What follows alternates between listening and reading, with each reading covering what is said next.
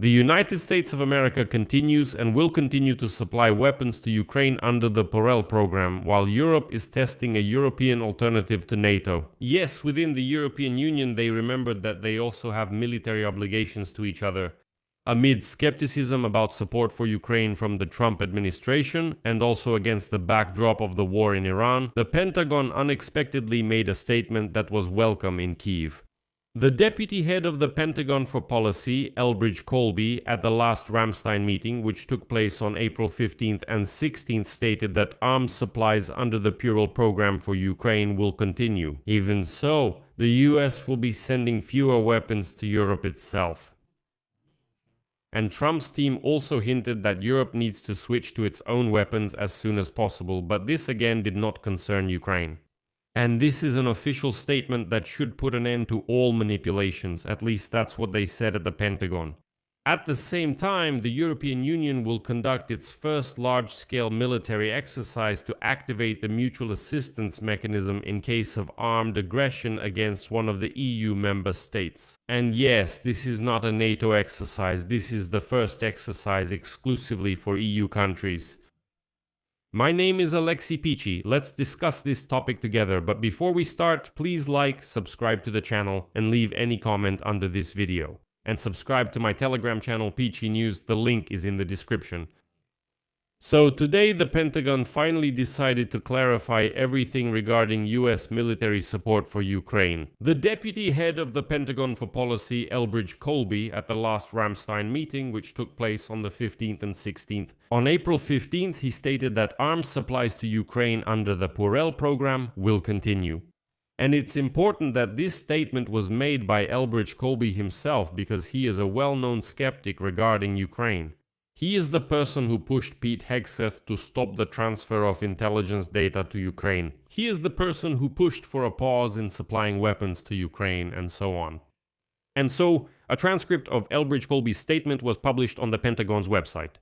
Colby and this statement are quite interesting. The entire text has a certain coldness toward Europe. It once again contains a strong demand for Europe to take responsibility for Ukraine's defense, with the gradual and complete withdrawal of the US from this role. But Colby welcomed the steps related to arms purchases under the PUREL program. The whole point was that Europe is now unlikely to receive as much assistance from the US, but Ukraine is different. If Europe pays for the weapons, the US will definitely supply them to Ukraine. In general, Trump's blackmail remains just blackmail for now, and yet the financial interests of the arms giants prevail, as strange as that may sound. By the way, earlier US Vice President J.D. Vance cheerfully stated that he is proud that the United States has completely stopped financial support for Ukraine. But you know, when it came to American arms giants making billions from European money on weapons for Ukraine, Vance's words faded and got lost. In addition, Colby once again made it clear that Trump is still waiting for Europe to participate in unblocking the Hormuz Strait, on which US-European relations depend. Well, first of all, the Strait is already open today, as you know, and on the other hand, it sounded so silly, because this was a meeting of the contact group in support of Ukraine. They were discussing issues about Ukraine there, not Iran. Well, nevertheless. Well, next I'll present the main points from Colby's statement. I'll make a summary of Colby's speech for you. Europe needs to speed up the process of taking responsibility for the conventional defense of the continent. Trump's operation in Iran requires significant resources, so sorry, don't take it personally. President Trump has rightly made it clear that he expects partners to take initiative in ensuring the security of the Hormuz Strait. And he says, I emphasize the critical importance of this for our relationship to move forward.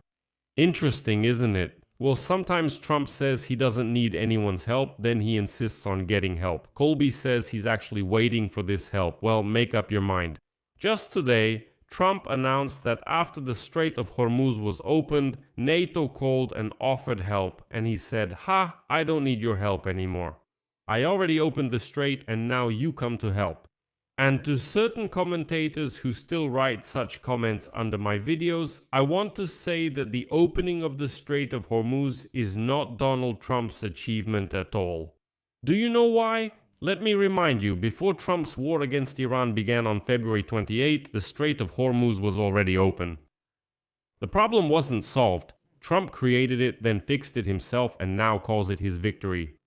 There you go. Then Colby stated that Ukraine's defense was mainly supported by drawing down US stockpiles, which are not infinite and only with auxiliary contributions from Europe. That was the NATO 2.0 strategy, but the reality is already the next stage. That's NATO 3.0. Fortunately, this has started to change, but we need to speed up, says Colby.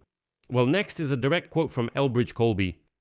Europe must put the defense of the continent and consequently its military support for Ukraine on a truly sustainable footing. We are ready to continue helping through initiatives like PUREL, but this support should not be based on significant contributions from the United States. The need to quickly replenish Europe's ammunition stocks is of paramount importance, as is the need to eliminate protectionist trade barriers that stifle the continent's industrial potential. We are ready to support and work with you on this. The development of a reliable, capable, and integrated European defense industrial base cannot simply be an aspiration, but an absolute necessity for credible deterrence and defense. This is a historic opportunity for European defense cohesion, and again, we are ready to provide support in this area. This will be crucial for bringing the war in Ukraine to an end on terms that are sustainable. As you know, the United States continues to supply weapons and equipment to Ukraine under the PUREL initiative. We urge Europe to use this tool to meet Ukraine's most critical needs.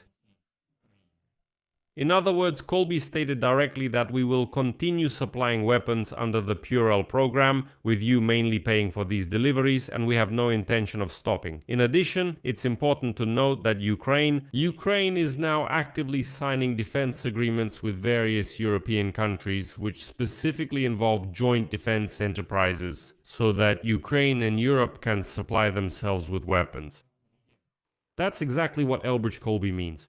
Furthermore, according to Colby, Europe should accelerate the transition to NATO 3.0, which means increasing defense spending and shifting to the principle of Europe's self-defense. Quote, "A consistent and significant flow of European contributions to the PUREL initiative for Ukraine would be a welcome sign of such changes, but more fundamentally, Europe must build up its capabilities to meet these needs independently.